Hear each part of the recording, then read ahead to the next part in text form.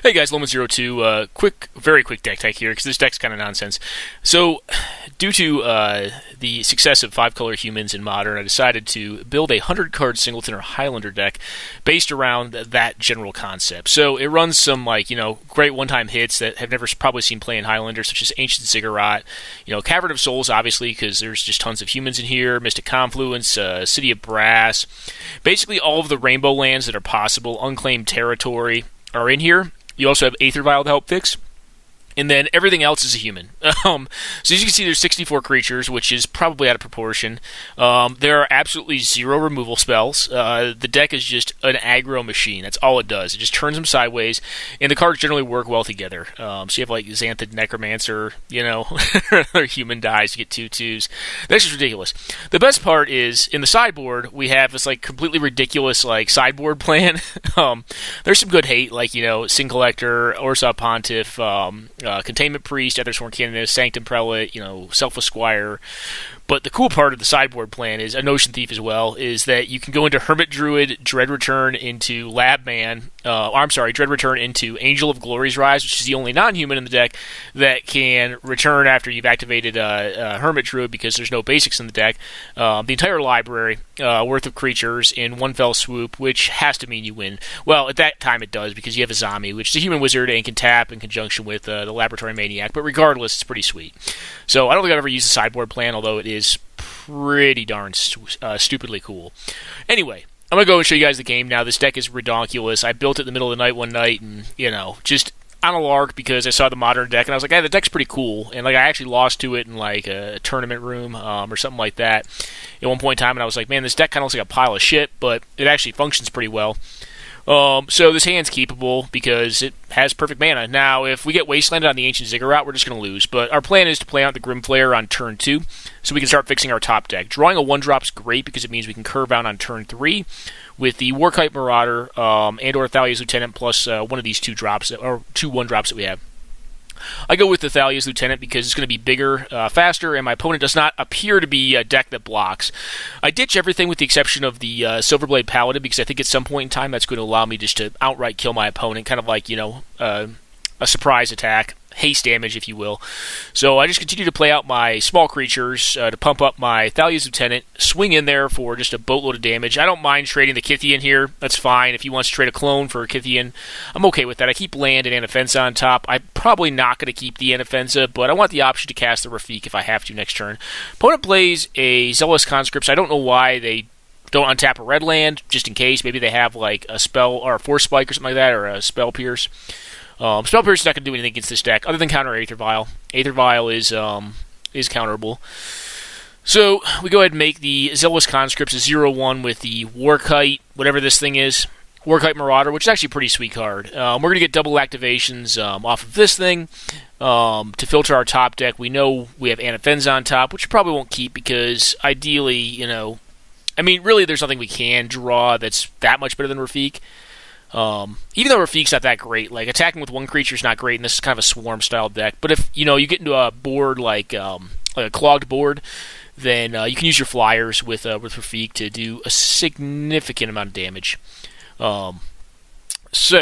Anyways, that's game 1. So the 5-color humans deck functions and runs over our opponent. We're on the draw this game, which is obviously significantly worse for us. That first hand's not keepable. It's 2 mana sources that don't fix for 90% of the cards in his hand. This hand's fine, so we're going to get a Savannah turn 1, play out the Mardu War Reaper, hope to draw into a 2-drop, and then we have a good 3 and a good 4. So if we can get lucky, we'll hit a 2, but we don't. We hit another 4, but actually probably a better 4 for just ending the game than Ranger. I go ahead and cast out the Rogue Refiner, kind of joke with my opponent to let me get the energy. Rogue Refiner is not really great, but it draws you a card, it cycles itself, and it's a 3/2 that just works well with the rest of the deck. Siege Gang Commander generally will be a problem for White Weenie style decks or most aggro decks, but I'm fine just casting the Saskia and attacking into it because he's kind of forced into a position where he wants to block here. He has a Perish, which is good, so he clears my board off. I just go ahead and resolve the Ranger of Aeus, gaining some card advantage. I get the Champion, which you get very big, very fast, and Blood-Soaked Champion because it comes back from the graveyard. A little disappointed with my mana base right now because I don't have like 2 black sources, but I'm being facetious. I go ahead and bounce his 5-drop that probably shouldn't be in his deck anymore and just get the champion and the Venser down. He replays his 5-drop again, which is great for me. I mean, I've eaten up 10 mana with my 4-mana spell. That puts a body on the board. I think he probably should have killed the champion in response to this. I think not doing that's kind of hopeful.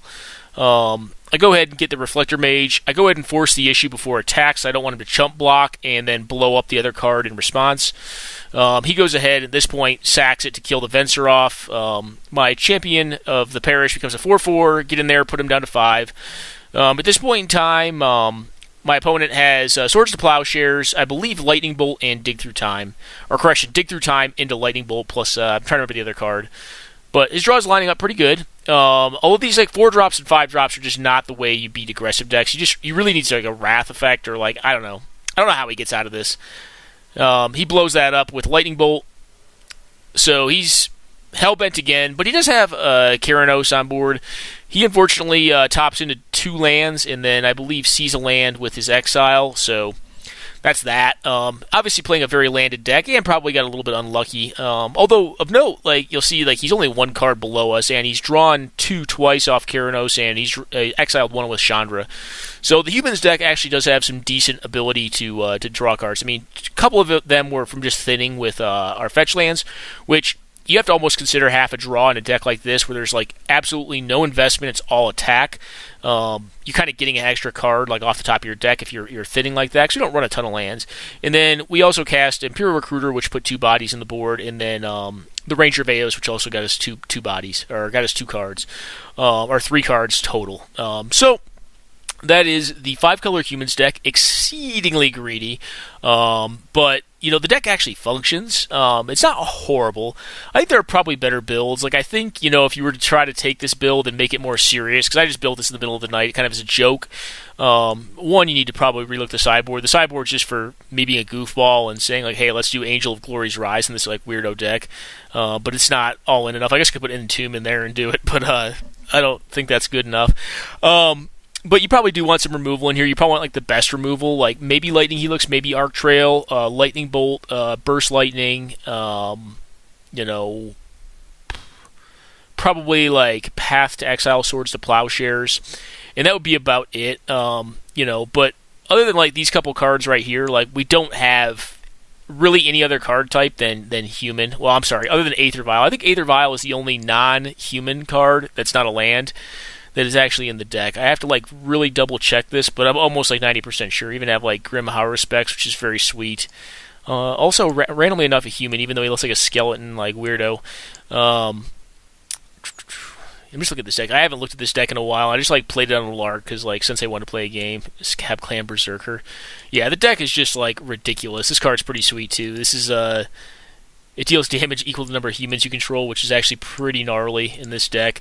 Just a really kind of a sweet deck. It has a lot of weirdo cards. Like, I love these kind of decks because like they're just high synergy decks. I mean, even though this one is relatively simple in its application, all it does is attacks.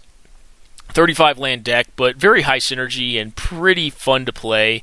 You know, if you don't want to think too hard, because the deck does just work. I mean, the only area you think is like you have to keep well. Like, you have to keep well, and you have to know how to fetch your lands based on what you can expect to see. I would say the deck is like base like White Weenie, but not really. It's just, it's a little all over the place. I don't even know what the color scheme looks like in this. Let's look at it real fast before I go ahead and cut it off here.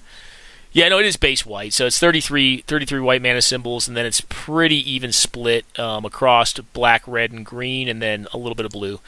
So, guys, I hope you enjoyed this very short video series on this Highlander 5-color humans deck inspired by 5-color humans results in Modern in recent history, and pretty sweet deck. You know, go ahead and pick it up, improve upon it. I think the deck's pretty sweet, though, and enjoy.